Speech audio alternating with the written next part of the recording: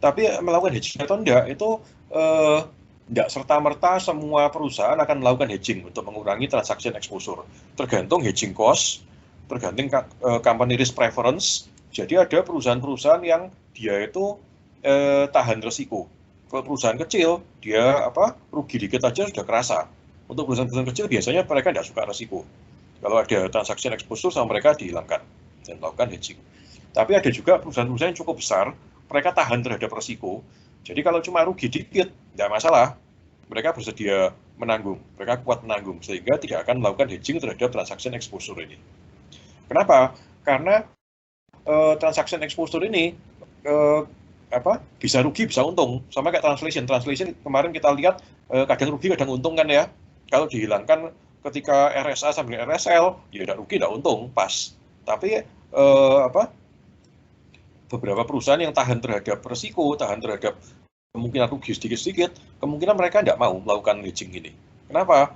Biar masih bisa untung kalau kursnya berubahnya tepat. Jadi misalnya kalau kita ekspor barang ke Amerika, akan terima 10.000 US dollar, tiba-tiba kursnya jadi 15.000, kan kita terimanya 150 juta. Padahal kita ancang-ancangnya terima 140 juta, kan untung 10 juta. Nah, itu menunjukkan bahwa ketika terjadi transaction exposure ini bisa rugi, bisa untung. Kalau perusahaan kecil, dia tidak berani. Karena kalau pas rugi nanti kalau bangkrut. Tapi perusahaan besar yang tahan bangkrut, ada kemungkinan dia mau-mau aja menghadapi transaction exposure ini, sebab bisa juga dia untung. Oke? Dilihat juga volatility exchange rate, jadi ada mata uang yang cukup volatil. Kalau volatil ya berarti kemungkinan rugi besar, kemungkinan untung juga besar. Tapi ada juga mata uang yang cenderung stabil. Mau untung ya untung kecil, rugi ya rugi kecil, tidak masalah. Dilihat juga ya company ability to absorb loss. Ada perusahaan yang mampu menanggung risiko. Perusahaan seperti ini biasanya dia tidak terlalu peduli terhadap transaction exposure karena dia perusahaan besar, kuat, mau rugi dikit-dikit tidak masalah. Oke, must be careful not using hedging to speculating. Nah, hedging ini caranya menggunakan forward, future, option, kita bahas di chapter selanjutnya. Nanti akan kita lihat bahwa ternyata hedging ini kalau tidak hati-hati bisa berubah menjadi spekulasi. Kalau spekulasi itu bukan mengurangi risiko, malah menambah risiko. Nanti kita chapter depan kita lihat gimana prosesnya nanti ya. Nah, ini cara-cara mengurangi transaction exposure bagi perusahaan-perusahaan agar tidak mengurangi transaction exposure. Pertama namanya exposure netting. Exposure netting itu adalah matching claim and obligation in same currency or other currency that usually move in tandem. Jadi maksudnya gini, contoh tadi itu, misalnya kita ekspor barang ke Amerika akan terima 10.000 US dollar. Kalau kursnya akan jadi 13.000, kita rugi 10 juta. Kalau kursnya jadi 15.000, kita untung 10 juta. Risiko kan ya? Gimana caranya agar risikonya berkurang? Misalnya kita impor barang, ya, maksudnya misalnya pabrik kita perlu bahan baku. Bahan bakunya diproses jadi produk yang kita ekspor ke Amerika itu. Menurut kalian, bahan bakunya ini mending beli dalam negeri pakai rupiah, atau mending beli dari Amerika pakai dolar? Yuk dilihat dari faktor risk management, forex risk management ini. Perusahaan saya itu pabrik, produknya dijual ke Amerika, terimanya dolar. Bahan bakunya mending beli dalam negeri dalam rupiah atau mending beli dari Amerika dalam bentuk dolar? Yuk, ada pendapat? Dalam negeri kok. Kenapa? Harganya lebih murah. Gini, kalau misalnya kita beli dalam negeri, berarti pengeluaran kita dalam rupiah, pemasukan kita dalam dolar. Kalau pas dolarnya melemah, kita bingung kan ya, pemasukannya dolar, buat bayar rupiah, dolarnya melemah kan bisa-bisa tidak cukup untuk bayar tagihan dalam rupiah. Akan lebih aman kalau pengeluaran kita dalam dolar. Bayangkan gini, kamu pemasukan dolar, pengeluaran juga dolar. Dolarnya mau naik, mau turun, kamu bingung nggak? Kan nggak. Enggak kok. Nah, itu namanya exposure netting. Jadi, kita menyamakan antara pemasukan sama pengeluaran agar menggunakan mata uang yang sama. Sehingga kita tidak terlalu peduli mau naik atau mau turun. Bandingkan kalau misalnya pemasukan kita dolar, pengeluaran kita rupiah. Pas dolar naik kita seneng, tapi pas dolar turun, bisa-bisa kita tidak mampu bayar tagihan dalam rupiah. Oke? Nah, itu maksudnya dari exposure netting. Salah satu cara untuk menghilangkan transaction exposure ini. Dapat logikanya? Dapat kok. Dapat ya? Oke, cara selanjutnya yang paling umum menggunakan forward future option. Nah, ini yang kita bilang hedging tadi itu. Nah, ini sedikit banyak kalian sudah tahu. Misalnya forward itu apa? Janjian untuk tukar menukar mata uang di masa depan dengan kurs sudah ditentukan saat ini. Misalnya kalau kita ekspor ke Amerika akan terima 10.000 US dollar. Kita takut kalau kursnya berubah. Jadi kita janjian untuk ketika kita terima dolarnya, kita sudah janjian dengan salah satu bank untuk tukar dolar ini ke rupiah dengan kurs sudah ditetapkan sebelumnya. Nah, itu namanya forward. Jadi ketika nanti kita misalnya bulan depan kita terima dolarnya, mau kursnya 15.000, 16.000, 11.000, 10.000, kita tidak peduli. Karena kita sudah punya perjanjian forward dengan bank untuk nuker pada kurs misalnya 14.000. Nah, itu forward. Nah, ini forward future option ini akan kita bicarakan lebih detail di chapter depan. Oke? Nah, ini yang cukup gampang untuk dilakukan dan cukup sering dilakukan karena gampang, menggunakan money market hedge. Money market hedge itu gini, ini lebih gampang dijelaskan kalau langsung pakai angka aja. Oke, jadi langsung kasus saja.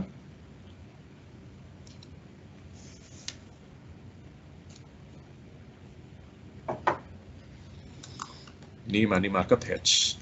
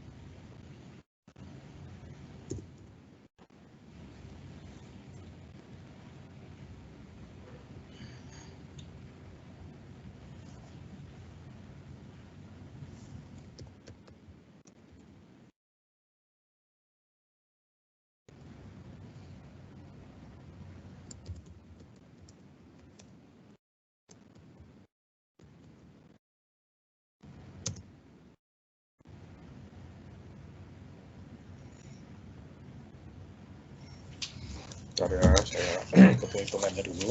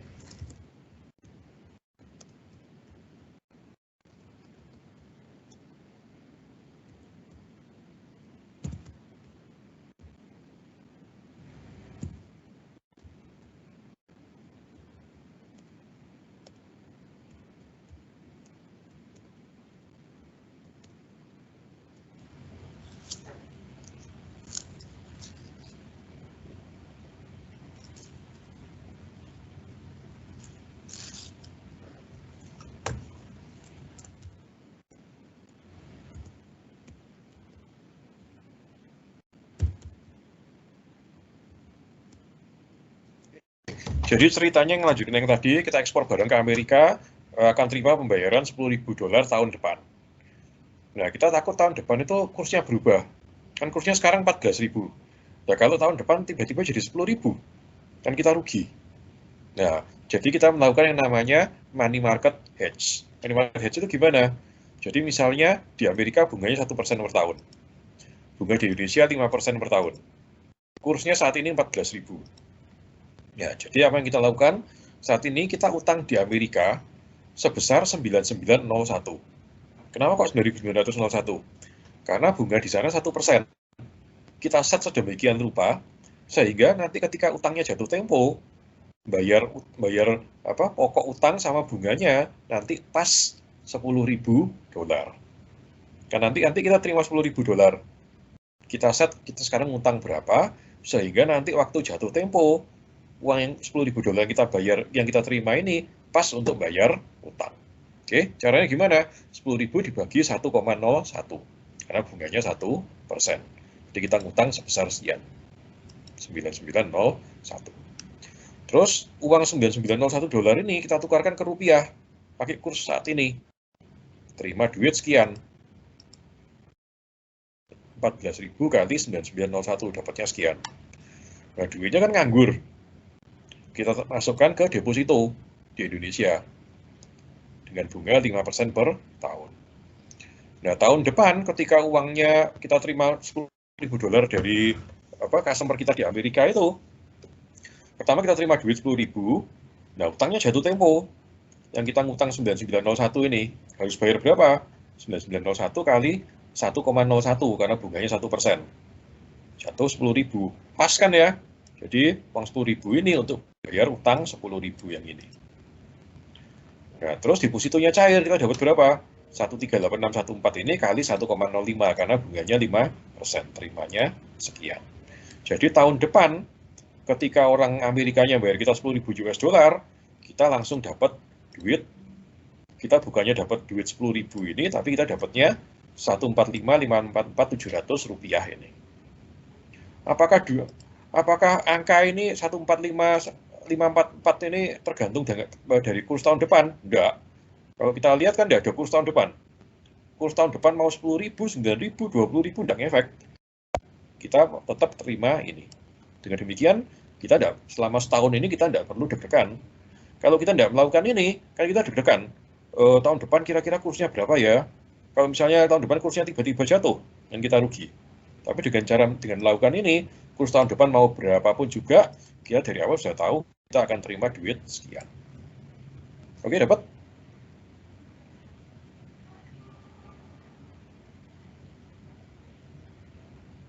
Dapat logikanya? Ngerti ya? Oke. Nah, sekarang kita lihat contoh lain. Ini kan ceritanya kita akan terima duit $10.000 kan ya. Gimana kalau kasusnya dibalik? Jadi kita ngimpor barang dari Amerika, tahun depan perlu bayar $10.000. Kita takut kalau dolarnya menguat. Kalau dolarnya 14.000, berarti tahun depan kita perlu nyediain duit 140 juta. Duit 140 juta ditukarkan dengan kurs 14.000 dapat $10.000, terus kita buat bayar tagihan. Tapi kalau misalnya tahun depan tiba-tiba kursnya jadi 20.000, kan duit 140 juta yang kita sediakan kan tidak cukup. Kita harus sediakan 200 juta untuk bayar tagihannya tahun depan. Kan tidak tenang hidup kita setahun ini. Nah, gimana caranya melakukan money market hedge kalau pada keadaan itu? Jadi, ini kasus kedua.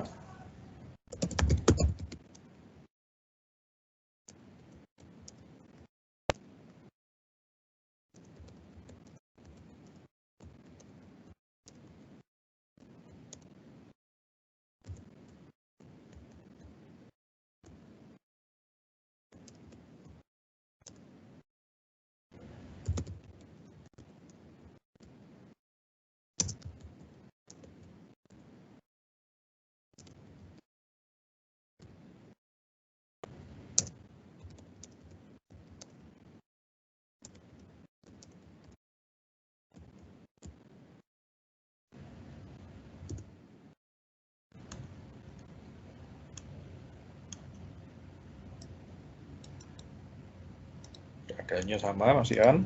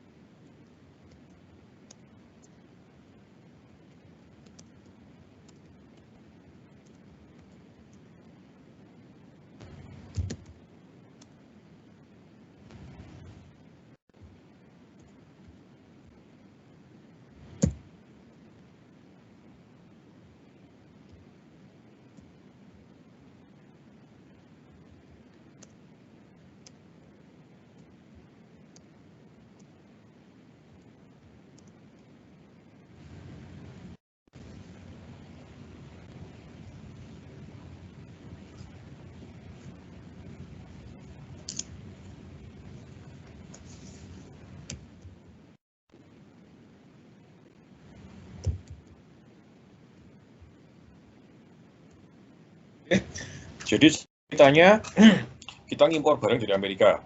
Tahun depan kita perlu bayar orang Amerikanya 10.000 US dollar. Nah, kalau kita nggak melakukan hedging, kita deg-degan. Tahun depan kira-kira kursnya berapa ya?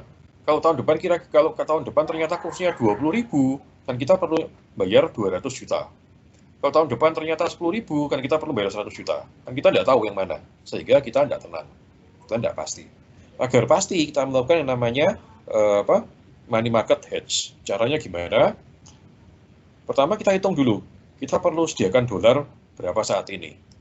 Saat ini kita perlu sediakan dolar 10.000 dibagi 1,01 sama dengan 9901 ini. Kenapa?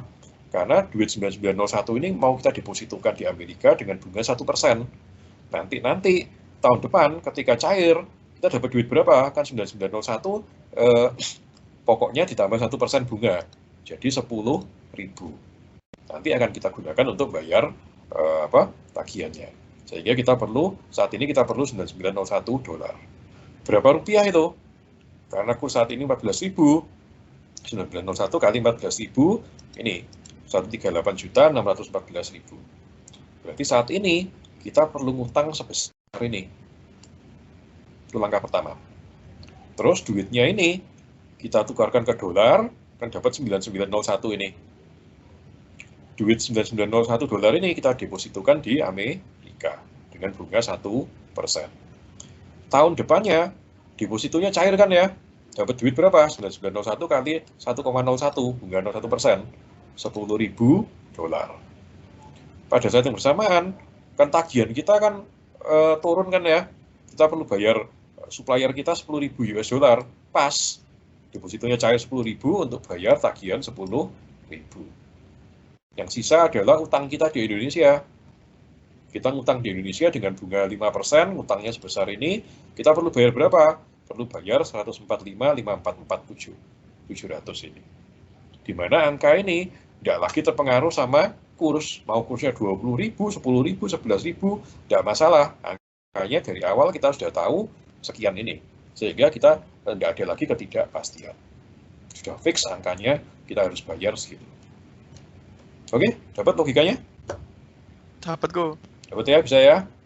Oke, kalau dapat kita coba latihan soal.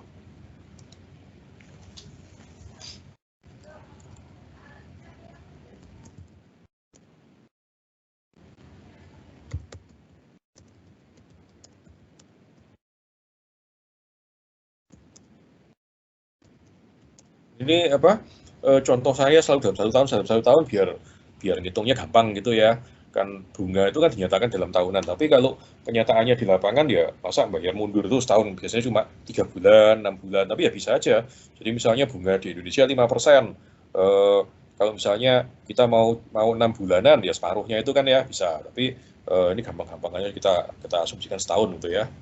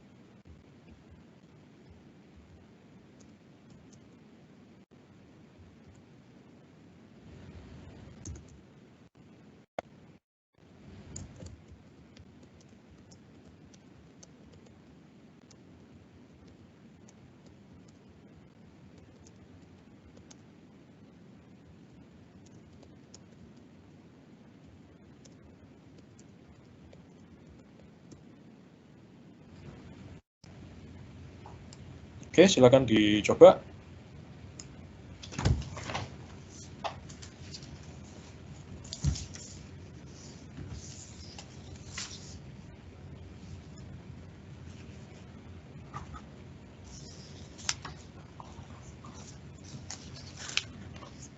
Caranya sama persis.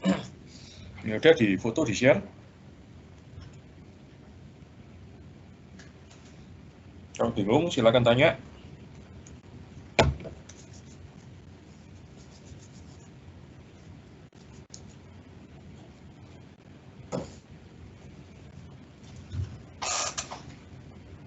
Kerjakannya boleh di Excel biar gampang, boleh di kertas.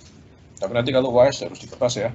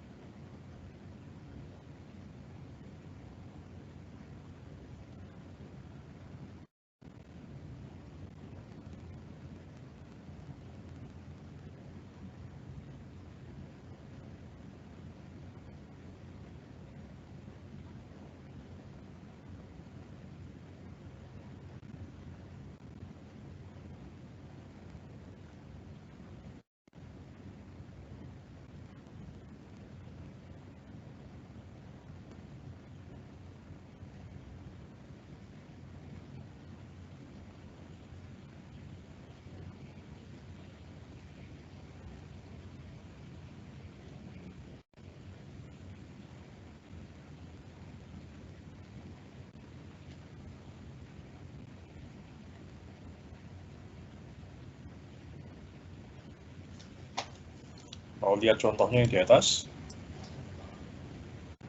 Boleh kok.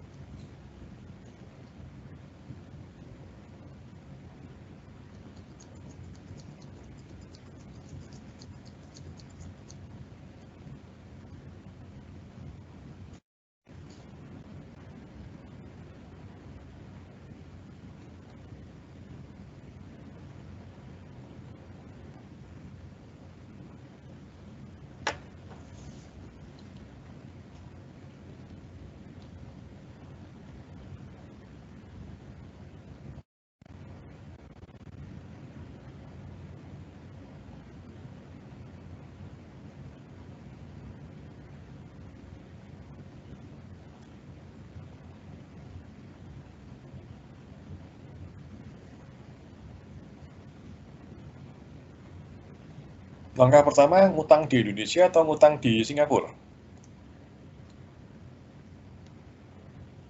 Singapura. Ya, Singapura. Utang di Singapura berapa? Tukar ke rupiah, dan seterusnya ya.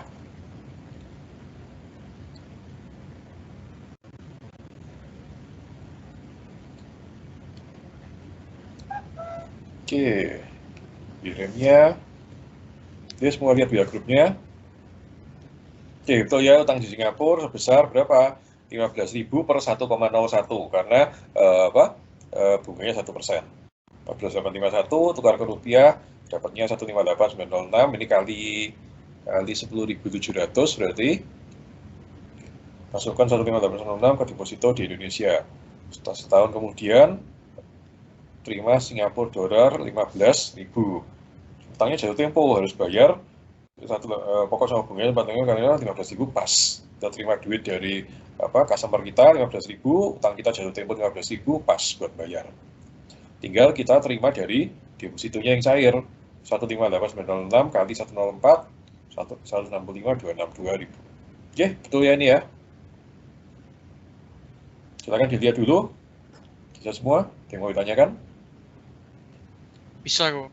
Saya. Oke. Kalau bisa saya kasih soal yang satunya kalau kita yang bayar.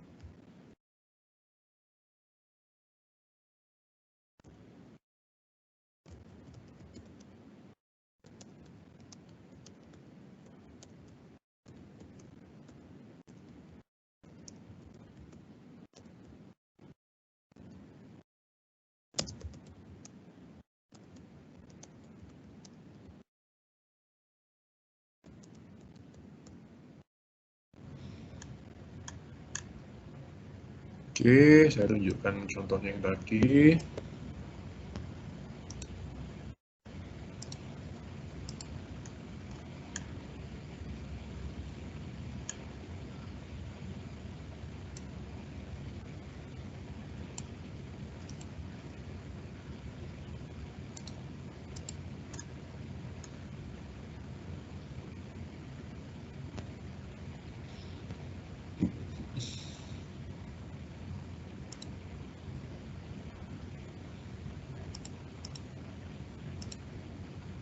Oke, ini soalnya.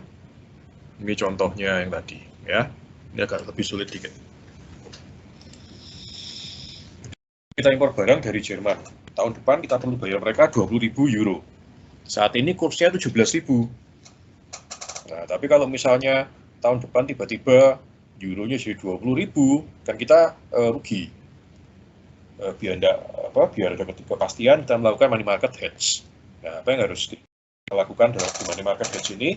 Dan kalau kita melakukan ini, tahun depan kita perlu bayar berapa rupiah? Jadi silakan.